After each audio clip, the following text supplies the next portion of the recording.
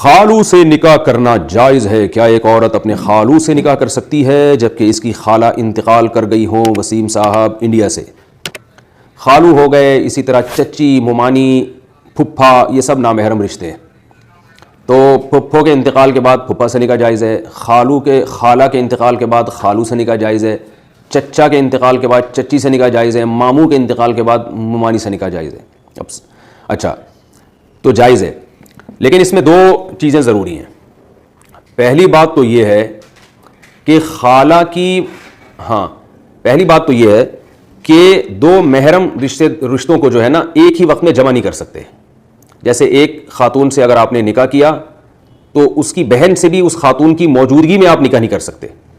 एक खातून से आपने निकाह किया, उस खातून की खाला से भी उसी वक्त में आप निकाह नहीं कर सकते, यानी खाला और भांजी को आप निकाह में जमा नहीं कर सकते।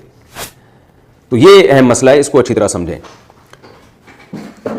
एक को अगर आपने डिवोर्स दे दी तो फिर डिवोर्स के फौरन बाद भी निकाह नहीं कर सकते। जैसे किसी खातून को आपने डिवोर्स दी है तो अब फौरन उसकी बहन से निकाह नहीं हो सकता, बल्कि उस खातून की इद्दत खत्म होगी, उसके बाद निकाह हो सकेगा। तो ये भी खूब समझ लें। किसी खातून से आपने निकाह किया, उसको डिवोर्स देने के बाद आप उसकी खाला से फौरन निकाह नहीं कर सकते।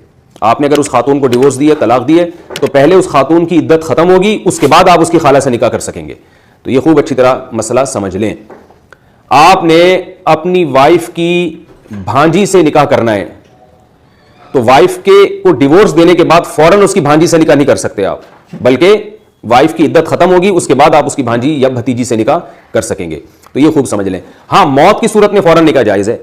एक खातून से आपने निकाह किया और अल्लाह न करे उसका इंतकाल हो जाए फौरन ही, तो फिर फौरन आप उसकी बहन से निकाह कर सकते हैं, उसमें इद्दत नहीं है। और किसी खातून से आपने निकाह किया, फौरन उसकी डेथ हो गई, तो उसकी खाला से भी फौरन निकाह कर सकते हैं। तो दोनों को निकाहों में जमा नहीं किया जा सकता और इद्दत के दौरान भी निकाह नहीं किया जा सकता।